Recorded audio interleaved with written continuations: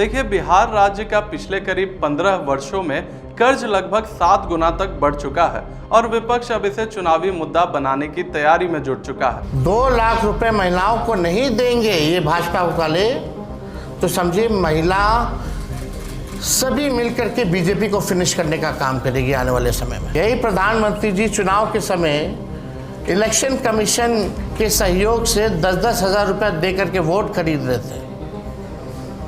अब प्रधानमंत्री जी ने हाथ खड़ा कर दिया। लगभग 6 महीने हो गया चुनाव को। बताओ केंद्र सरकार, डबल इंजन की सरकार ने क्या सहयोग बिहार सरकार को किया, किस मामले में किया।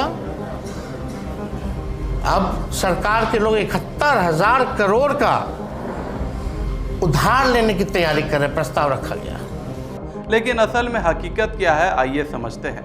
बिहार में चुनाव से पहले सरकार ने कई बड़े ऐलान किए थे, लेकिन अब इन्हीं योजनाओं का असर राज्य के खजाने पर दिखाई देने लगा है। सरकारी योजनाएं युवाओं और गरीबों को राहत देने के लिए सरकार लगातार नई योजनाएं ला रही है, लेकिन सवाल अब ये उठने लगा है कि आखिर इन योजनाओं के लिए पैसा कहां से आएगा। महिलाओं को रोजगार से जोड़ने के लिए सरकार ने 2 लाख रुपए तक लोन देने की योजना शुरू की। पहली किश्त में 1 करोड़ 80 लाख से ज़्यादा महिलाओं को 10-10 हज़ार रुपये दिए जा चुके हैं। अब दूसरी किश्त की तैयारी भी चल रही है, जिस पर हज़ारों करोड़ रुपए खर्च होने का अनुमान है। इसके अलावा सरकार ने करीब 125 यूनिट मुफ्त बिजली देने का बड़ा वादा किया है। माना जा रहा है कि इस योजना से हर साल 20,000 करोड़ रुपए से ज़्यादा खर्च हो सकते हैं। सामाजिक सुरक्षा पेंशन बढ़ाने और 1 करोड़ रोजगार देने के साथ ही सरकार ने आर्थिक जिम्मेदारियां और भी बढ़ा ली हैं। रोजगार बढ़ाने के लिए लाई गई नई औद्योगिक नीतियों में कंपनियों को स्थापित और कई तरह के प्रोत्साहन देने होंगे। इससे आने वाले समय में वित्तीय दबाव और भी बढ़ सकता है। अब इन योजनाओं का असर बिहार की आर्थिक स्थिति पर साफ दिखने लगा है।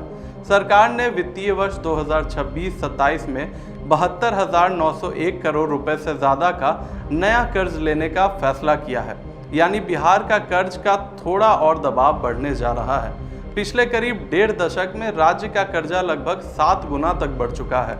दिलचस्प बात यह है कि सरकार ने पहले 3.47 लाख करोड़ रुपए का बजट पेश किया था, जिससे करीब 61,940 करोड़ रुपए का कर्ज लेने का प्रावधान था, लेकिन अब इस रकम को बढ़ाकर 72,901 करोड़ रुपए का कर दिया गया है। सरकार का कहना है कि विकास योजनाओं और चुनावी वादों को पूरा करने के लिए अतिरिक्त पैसों की ज़रूरत है। अब बात करते हैं कि इतना बड़ा कर्ज आखिर आएगा कहां से। सरकारी आंकड़ों के मुताबिक बिहार सरकार करीब 64,000 करोड़ रुपए बाजार से उधार लेगी। ये पैसा रिजर्व बैंक ऑफ इंडिया के जरिए मिलेगा। इसके अलावा विश्व बैंक, एशियाई विकास बैंक, नाबार्ड और सिडबी जैसी संस्थाओं ने भी विकास परियोजनाओं के लिए हजारों करोड़ रुपए दे सकता है। अगर पिछले कुछ सालों के आंकड़ों पर नजर डालें तो बिहार में कर्ज लेने की रफ्तार लगातार बढ़ रही है। 2025-26 में सरकार ने करीब 55,737 करोड़ रुपए का कर्ज लिया था, लेकिन अब इस बार ये रकम 17,000 करोड़ रुपए से भी ज़्यादा हो गई है। विशेषज्ञों की सबसे बड़ी चिंता ये है कि बिहार का कर्ज राज्य की आर्थिक विकास दर से भी तेज़ी से आगे बढ़ रहा है, यानी राज्य जितनी तेज़ी से कमाई नहीं कर पा रहा, उससे ज़्यादा तेज़ी से उधारी हमारे राज्य पर बढ़ रही है। अब स्थिति ऐसी हो गई है कि सरकार को सिर्फ नई योजनाओं पर ही नहीं, बल्कि पुराने कर्ज और उसके ब्याज को चुकाने पर भी भारी रकम खर्च करनी पड़ेगी। वित्तीय वर्ष 2026-27 में करीब 25,363 करोड़ रुपए सिर्फ ऋण और ब्याज भुगतान में खर्च हो चुके हैं, यानी राज्य में बजट का एक बड़ा हिस्सा अब वेतन, पेंशन और ब्याज और पुराने कर्ज चुकाने में जा रहा है। ऐसे में सरकार के सामने सबसे बड़ी चुनौती यही है कि विकास योजनाएं भी चलती रहें और बढ़ते कर्ज का थोड़ा भी नियंत्रण किया जा सके। हमारे वीडियो को पूरा देखने के लिए आपका बहुत बहुत धन्यवाद।